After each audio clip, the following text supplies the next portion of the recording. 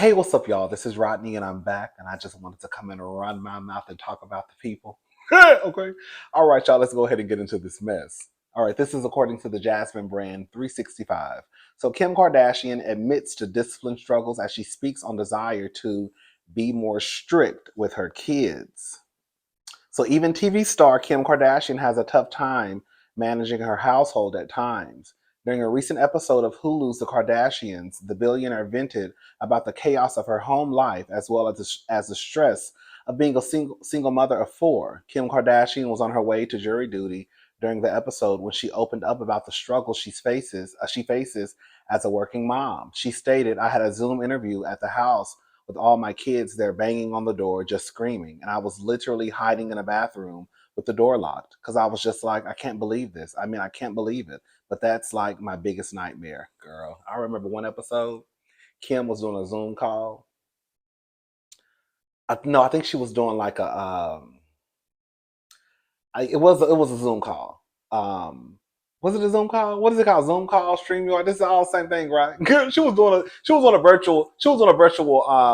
having a virtual meeting, I think, with a college. I think she was like the guest. Girl, one of the kids I think almost fell into the pool. Girl, she had to take off running. It was a mess.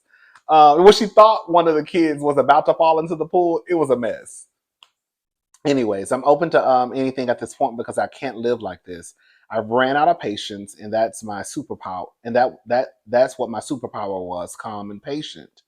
In a confessional clip, the 43-year-old expressed that her household can sometimes be a little intense, especially when her four children, 10-year-old North, 8-year-old Saint, 6-year-old Chicago, and 5-year-old Psalm, all of whom she shares with ex-husband Kanye West, are all vying to get their way.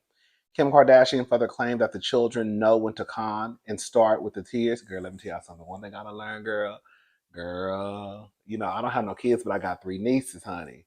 And girl, the girls be trying to manipulate their way out of situations. Girl, they'll start them waterworks, especially me. Y'all know I love me some Sloane Baloney.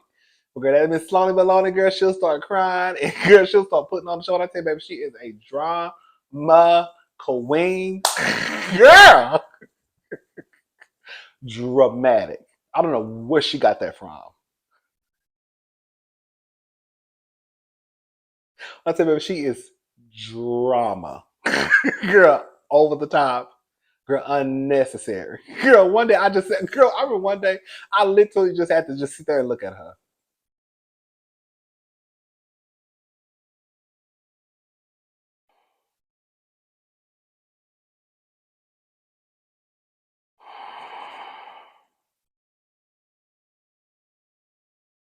Girl, she be doing the absolute most sometimes.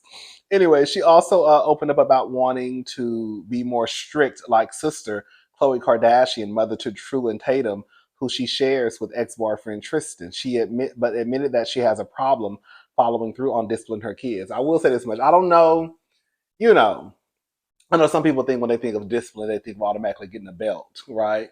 Um, Again, I don't have kids, but I can definitely understand, based off of the times that I have been around my nieces, how it can be overwhelming, right? It's because I don't spank my nieces. You know what I'm saying?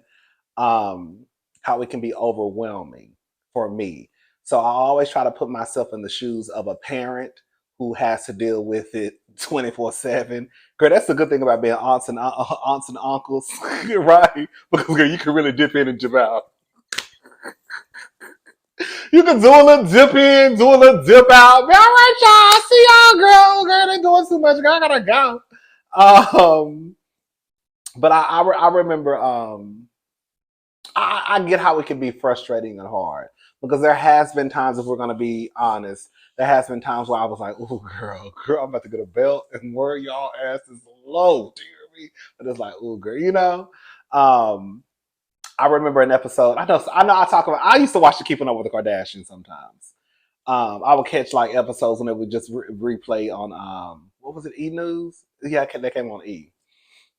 And I remember Chloe one day.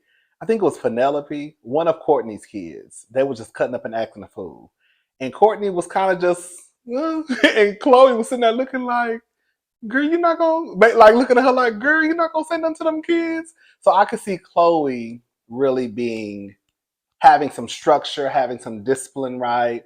And not just letting those kids run wild. Listen, I ain't trying to talk about nobody's children. I have noticed with Kim and Kanye's kids, especially that North and that little boy, Chicago. No, Chicago the girl. This song, Saint, one of them, girl. I saw a clip of one of the little boys throwing the middle finger up at paparazzi more than a couple of times. Like, girl, what did you learn to? Okay, girl, clearly you watching something. Um,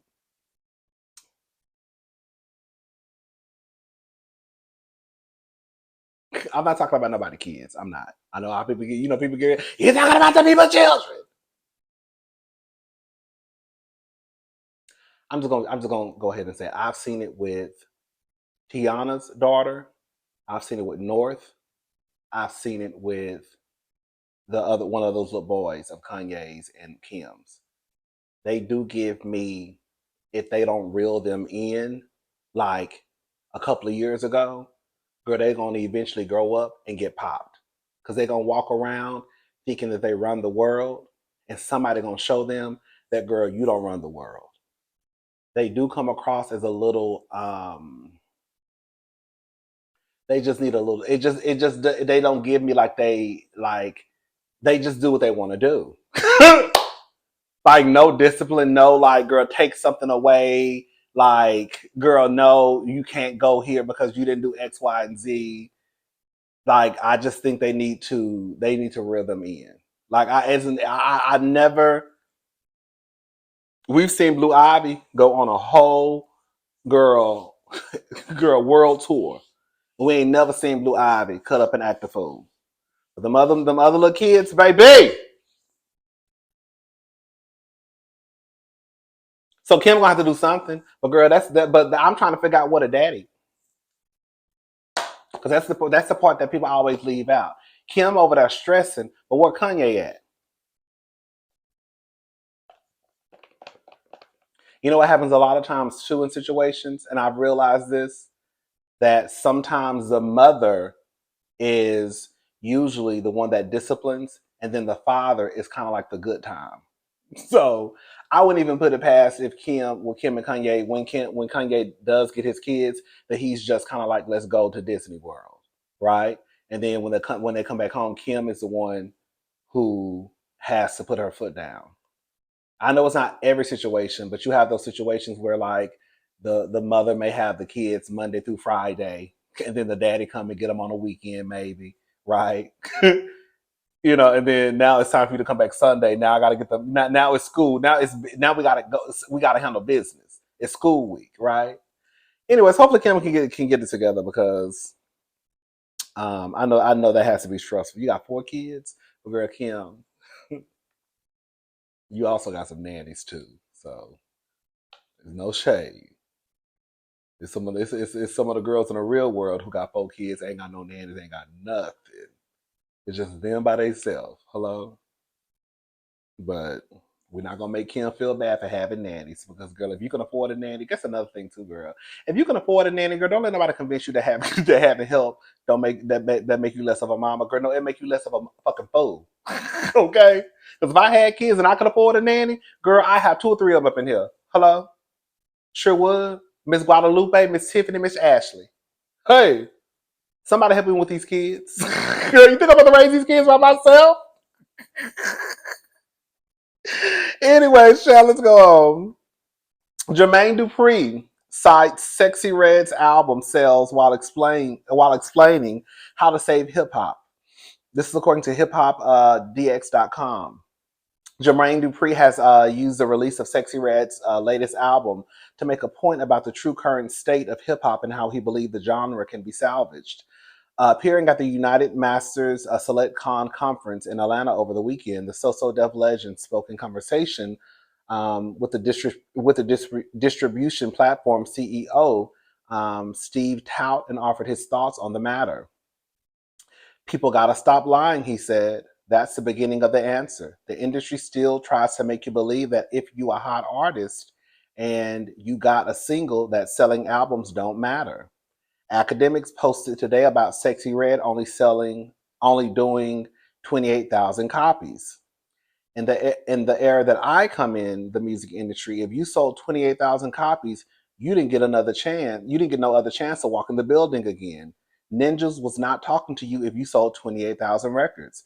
It's such a disconnect between people understanding the streaming situation and actually what you're looking at.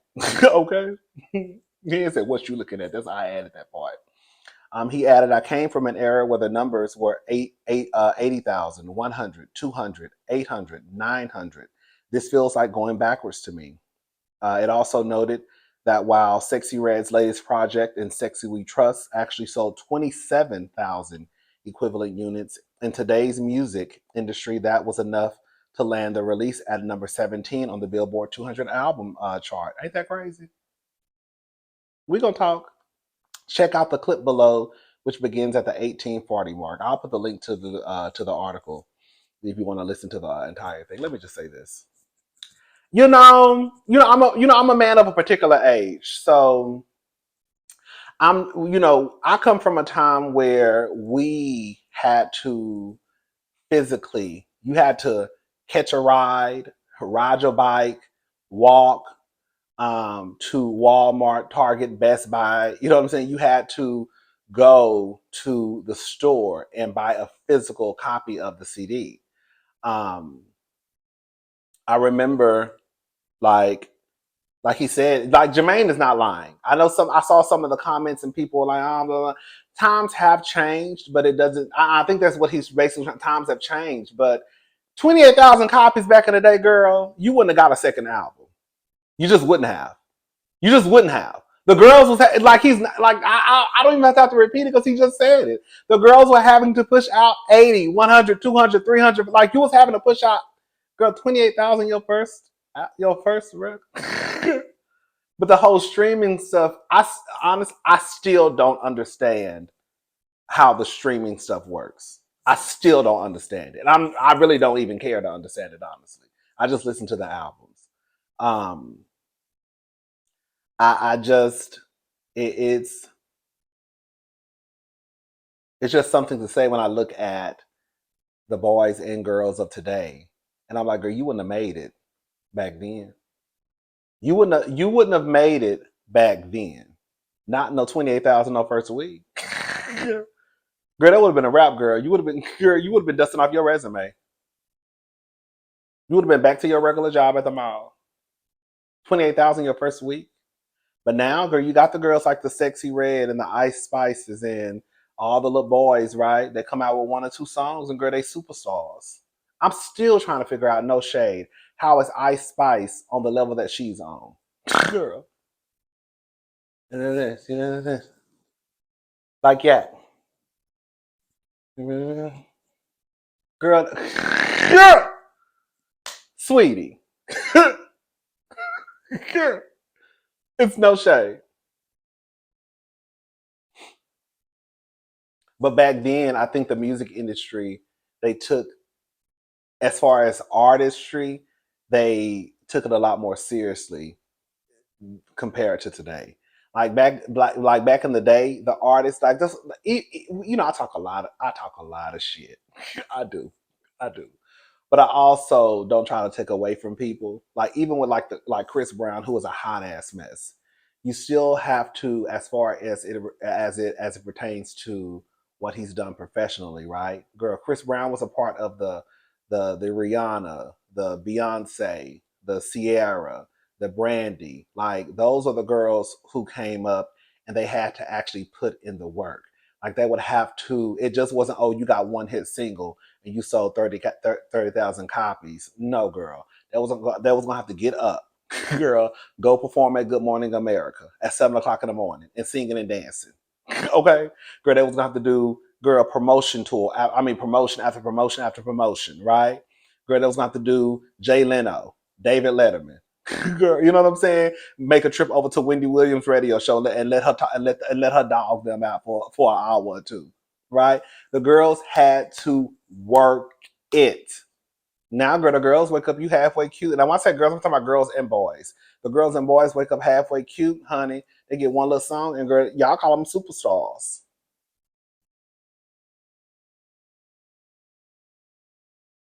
They sell 28,000 copies, honey, and y'all like, oh, girl, that's good. Is it? I mean, I guess for today it is.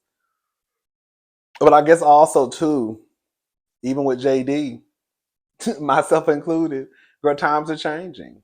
It's not the same.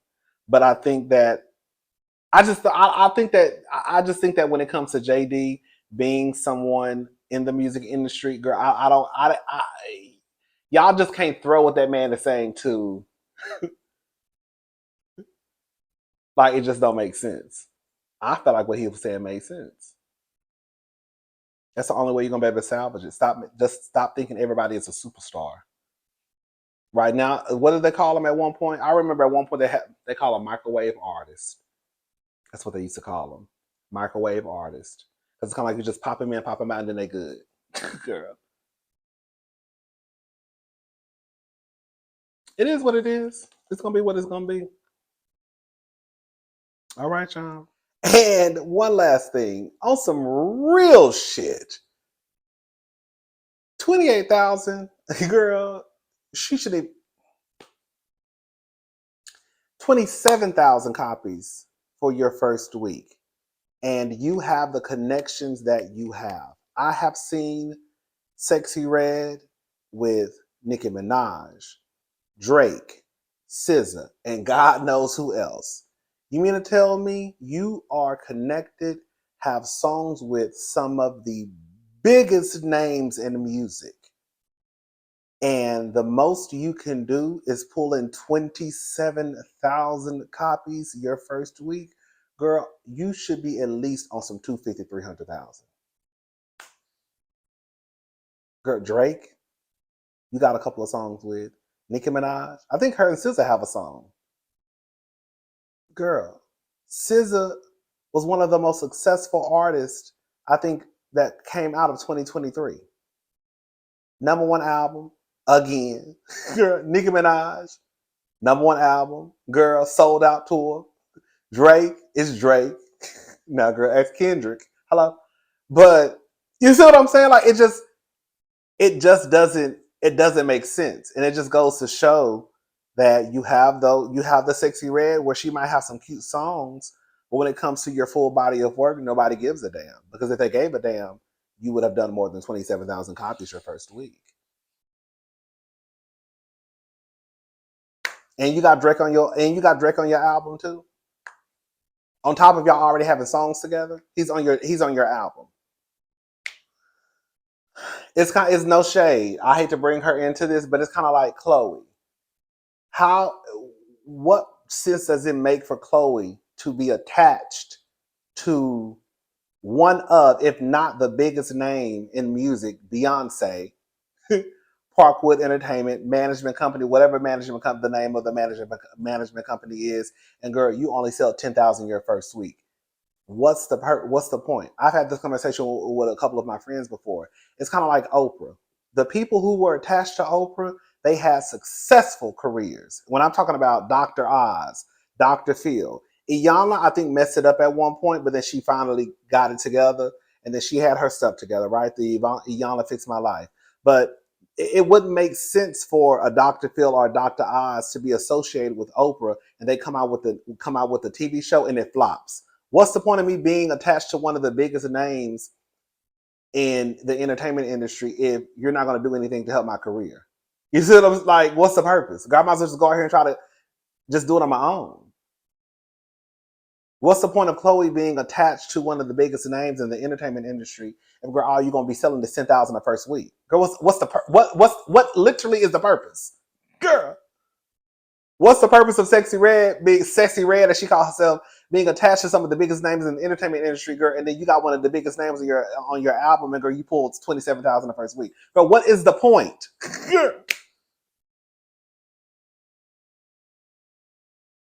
I'm just saying.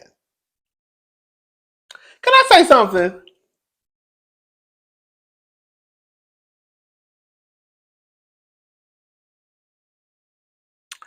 I don't watch sports like that. I tune in, tune out. You know, I'm not no sports person. The people I already know. If some mess going on, I pop my head in like, girl, what's going on? Right. Um, I have noticed that Angel Reese and Caitlyn, I can't remember her name, the white girl. I have been seeing them in the blogs, um, people talking about them a lot over the last few months. I had never seen women in basketball, whether it was college or professional, get that much attention until Angel Reese.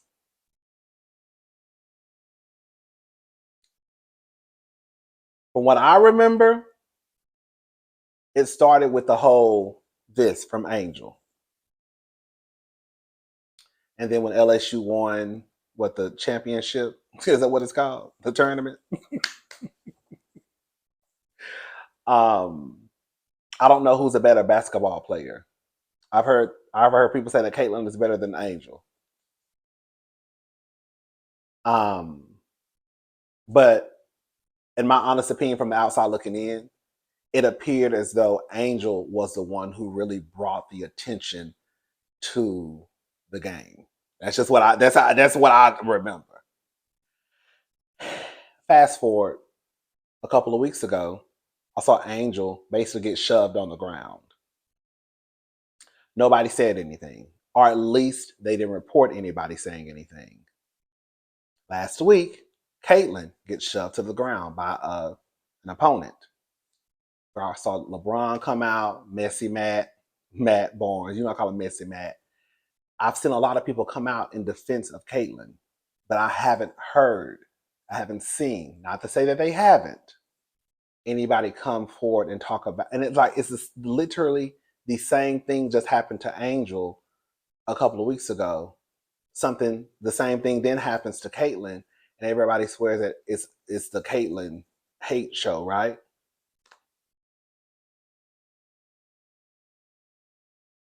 I don't want to make it a black and white thing, but what's the difference when if the same thing happened to this person and the same thing happened to this person is white, this person is black, but everybody's outraged at the white girl, but nobody's out. What is going on? Why were y'all not out hollering and screaming when Angel was knocked on the ground? But I have to say this too. A part of me feels like it's because at one point I remember Angel making the statement that if you want me to be the villain, I'll be the villain, right? Do y'all think that people look at Angel as this villain of the game and they look at Caitlyn as this one who needs protection because Angel did come out and voice that, oh, if y'all want me to be the villain, I'll be the villain? You see what I'm saying? What's his name? Bob Costas came out. He basically said that he thinks it's because, long story short, Angel is black. You had a black woman push Angel to the ground, nobody say nothing. You have a black woman push Caitlyn to the ground, and all of a sudden everybody is outraged. And just like people have been saying, and I have been seeing montages being created. Girl, y'all acting like Caitlyn was the first woman who got pushed to the ground in the sport of basketball. Girl, the girls been talking. The girls been talking mess. They've been in each other's faces. That's the way like people are act. That's the way that people are acting as if Caitlyn was the first woman to get pushed, or it was some type of aggressiveness happening on the court when it's been happening.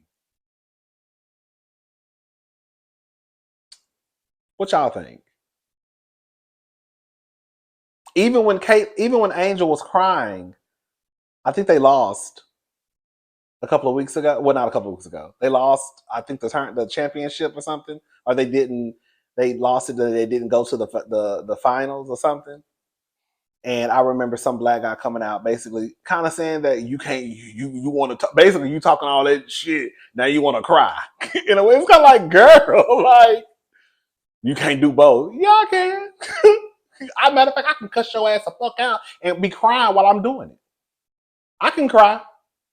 I can cry. I can cry and curse your ass out at the same time. You ain't never did it before. I can show you. I can do it. So, like for some people to feel like Angel couldn't show that type of emotion because she had just lost the game, it's just weird. Y'all let me know what y'all think. Y'all let me know what y'all think. Girl, I thought I heard somebody outside. All right, y'all. We'll be back later. I wanted to talk about Martin Lawrence. I'll talk about him in the next video. All right, I'll talk to y'all later. Y'all have a good day. Bye, y'all.